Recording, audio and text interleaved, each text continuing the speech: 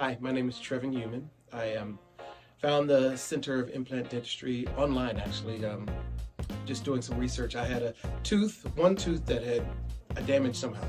Over about a year and a half, the tooth started to move to the point where it became loose and obviously had to be pulled.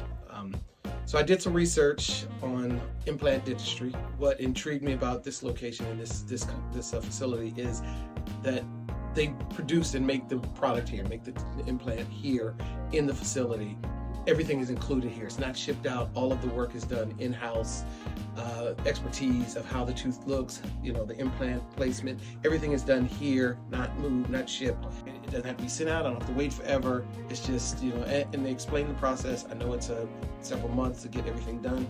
But they also showed me that right now I'm still in the middle. I'm about 3 weeks in, and they put a temporary tooth in, so I don't have a space here from the pulled tooth that was pulled. So again, it's just the technology, it's the knowledge of implant dentistry and all those things that made me choose this location.